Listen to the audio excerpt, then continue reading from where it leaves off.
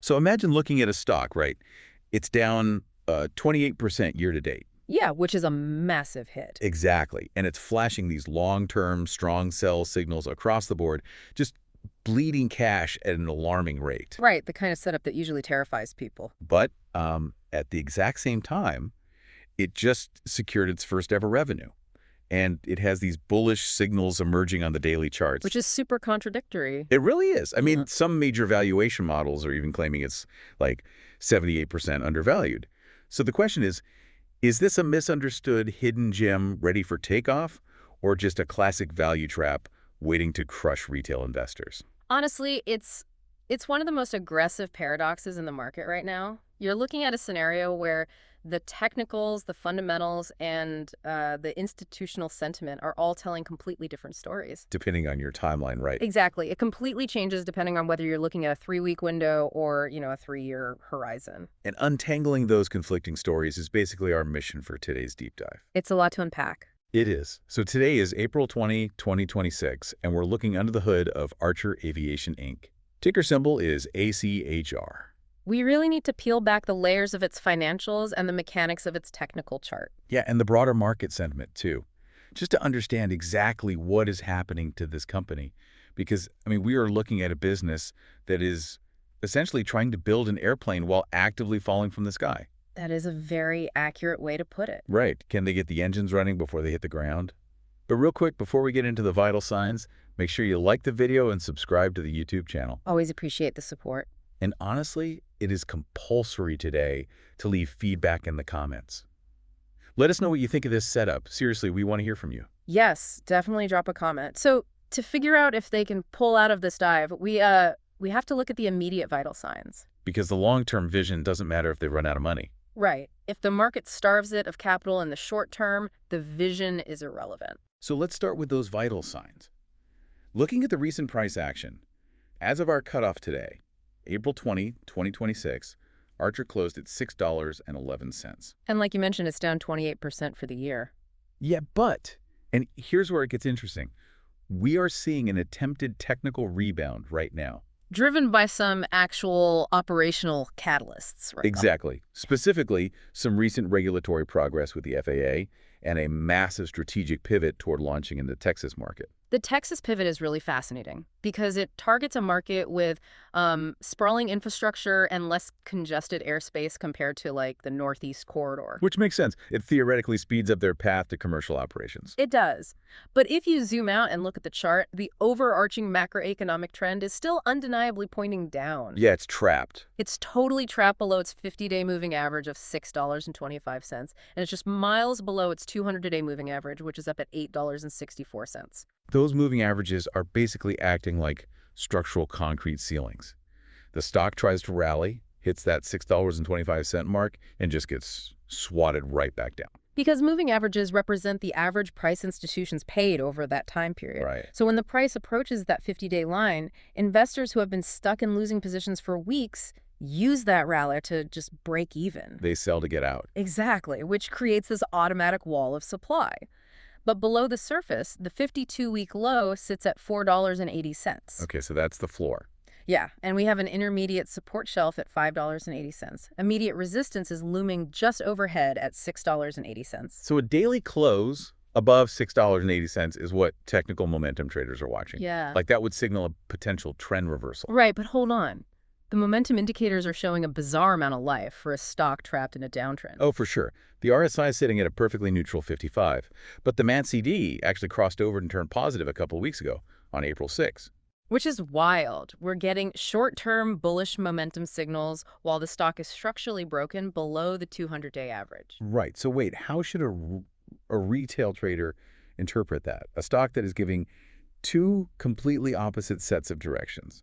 Honestly, this specific setup is the ultimate retail trader meat grinder. Wow, meat grinder. That's a visual. Well, it's true. When you have a stock in a long-term downtrend, short-term momentum signals like a MACD crossover often aren't signaling a new bull market. What are they signaling then? Usually just a relief rally or a short squeeze. Every day, traders look at their screen, see a green MACD histogram, and assume the ultimate bottom is in. Ah, so they mistake temporary market exhaustion for a fundamental turnaround. Precisely. They see the daily buy flag and just completely ignore the macroeconomic sell hurricane happening all around them. That makes a lot of sense. In a sustained downtrend, short sellers occasionally have to buy back the stock to take their profits. That sudden boost of buying pressure triggers the MACD to flash positive. But until the stock fundamentally breaks through that heavy institutional resistance at the 200-day moving average, that $8.64 level, the overarching gravity is just heavy. Exactly. The technicals are essentially telling us that the market feels slightly less panicked today than it did last month, but it's still fundamentally terrified of what happens next year. So if the charts are just a reflection of trader anxiety, we have to look at what is actually causing that anxiety. We need to check the company's pulse. Open up the ledger. Right into the financials. And fiscal year 2025 is where the gravity of the situation becomes incredibly stark. Let's start with a massive historic milestone, though. Archer recognized its first ever revenue in the fourth quarter of 2025. I mean, any pre-revenue aerospace startup getting actual dollars in the door is a psychological victory. Absolutely. But the number we are talking about here is $0.30 million, $300,000. Yeah. In the context of aerospace manufacturing, $300,000 doesn't even cover the coffee budget for the engineering floor. No kidding. But from a compliance and accounting standpoint, it proves that their commercial mechanisms can actually process incoming capital. Sure. But the existential problem is the sheer violence of capital flowing outward. Yeah. I mean, their net loss for the year widened to $618.2 million.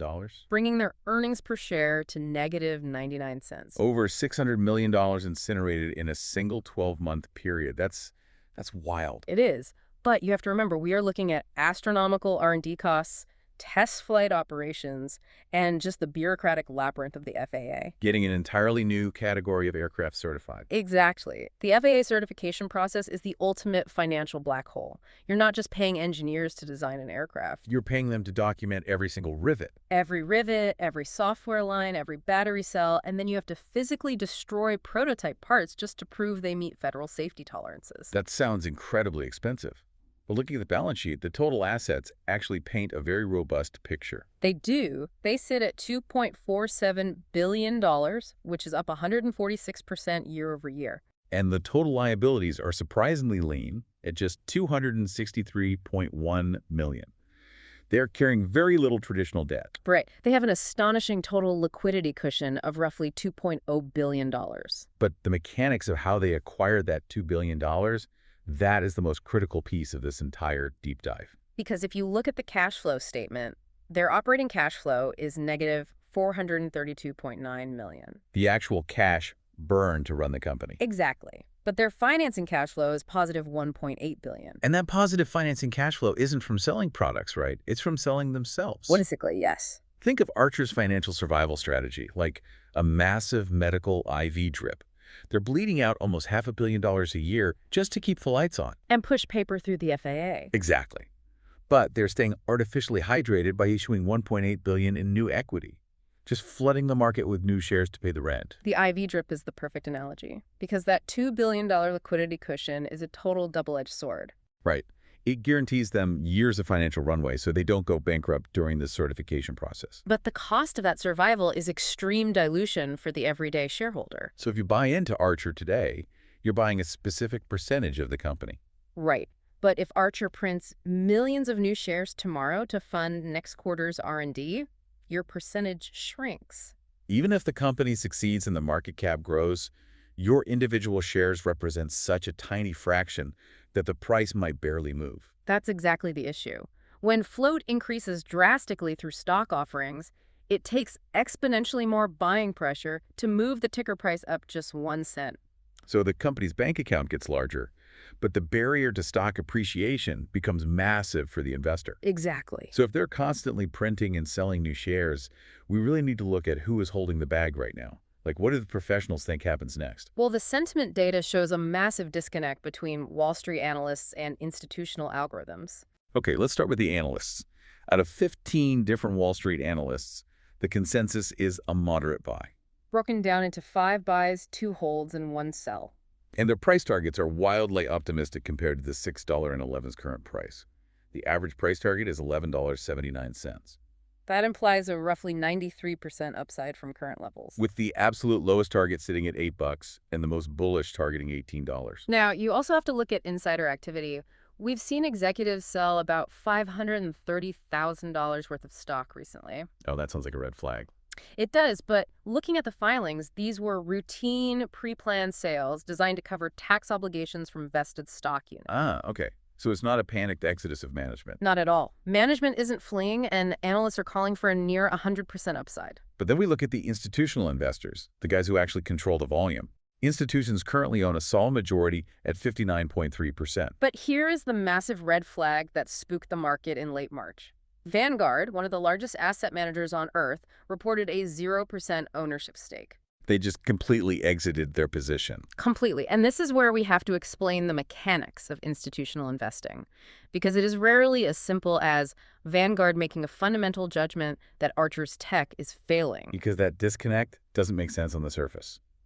If 15 independent analysts are targeting $11, why is a titan like Vanguard indiscriminately dumping every single share? Right. Doesn't that imply the smart money sees a catastrophic failure? That's what a lot of people assume.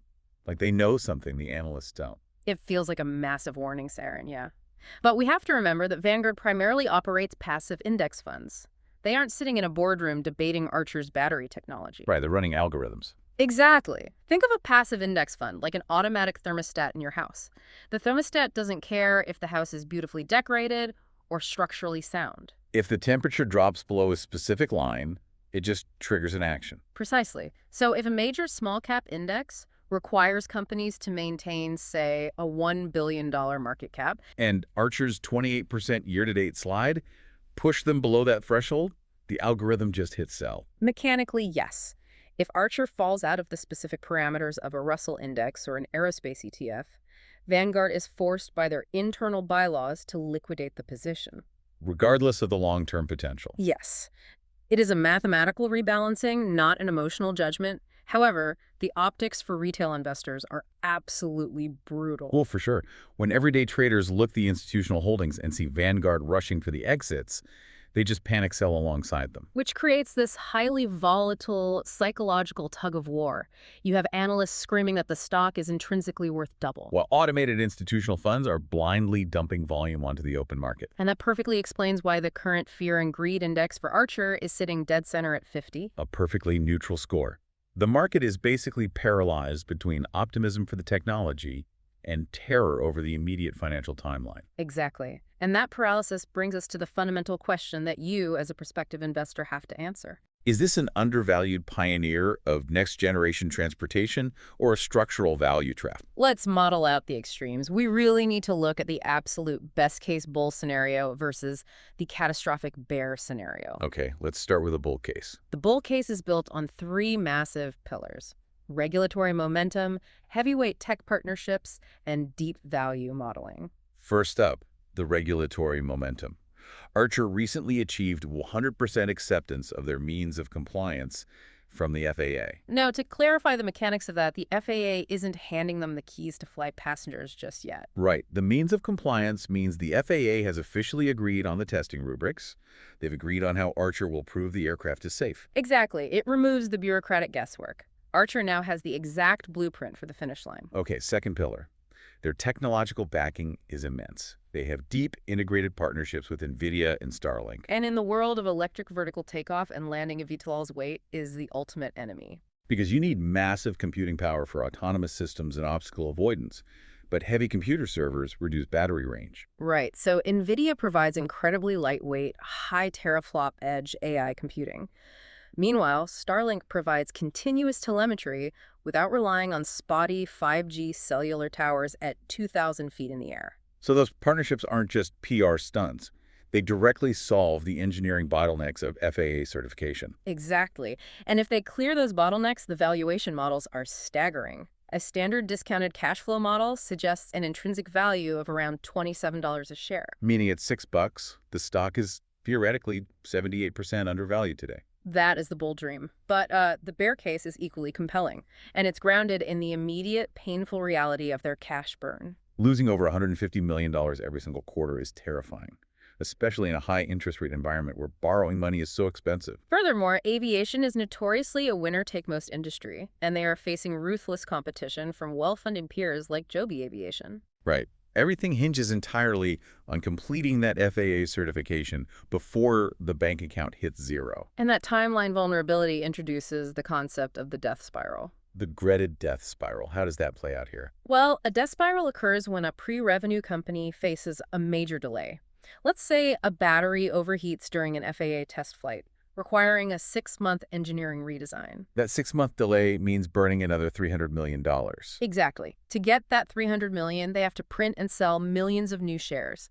Because the stock price will likely drop on the news of the delay, they have to issue even more shares to raise the same amount of capital. Heavily diluting existing shareholders and driving the stock price down further in a continuous, vicious loop. Yes. And this is the absolute core of the value trap debate. Right, because a retail trader reads an article citing that $27 intrinsic DCF valuation, sees the NVIDIA logo, and buys the stock thinking they found a massive discount. But a true value trap is a stock that looks cheap based on traditional metrics, while hiding structural mechanics that will force the price even lower. It's just brutal. A value trap isn't just cyclical weakness, it's structural decay.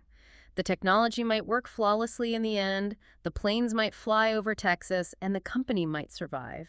But if they have to dilute their share structure by another 200% just to cross the finish line. The early investors will see their equity sliced so thin that they never recover their initial investment. You are essentially gambling that their $2 billion cash runway is long enough to outlast the sheer violence of their operational cash burn. So bringing all of these conflicting signals together, the Maxity crossovers, the $600 million losses, the Vanguard algorithms, and the NVIDIA tech, what is the immediate outlook versus the long-term reality? Well, short term, the market is bracing for turbulence. Analysts have recently lowered their revenue estimates for the upcoming quarter by roughly 35%. So all eyes are on the upcoming Q1 earnings catalyst on May 7, 2026. Right. Investors are demanding proof that the strategic shift to the Texas market is actually accelerating their commercial timeline, rather than just acting as a distraction from FAA delays. And looking at the multi-year timeline. Long term, the math is brutally simple. Can they cross the FAA finish line while their share structure is still intact? Right. If they get full commercial approval without triggering a massive dilution death spiral, the upside potential matches those bullish Wall Street targets. But if they run out of time and have to continuously print stock to survive, the share price will be permanently crippled regardless of how innovative the aircraft is. That's the tightrope. And, as a strict reminder, this entire deep dive is an analysis of public data, market mechanics, and financial models. Exactly. It is absolutely not financial advice. We're just dissecting the mechanics of the machine, not telling you to jump in the cockpit. Well said. And the way this specific machine operates leaves us with an incredibly tense reality. Archer Aviation has the $2 billion war chest to survive the immediate future. And they have the bleeding-edge technological backing of giants to make the physics work. But if a competitor crosses that regulatory finish line first, or if the FAA demands another 2 years of testing, will Archer's massive cash pile just become the most expensive consolation prize in aviation history? Okay. It really is the ultimate test of patience versus capital preservation. Keep digging into those balance sheets. Question the mechanics behind every chart movement, and stay curious. Catch you on the next deep dive.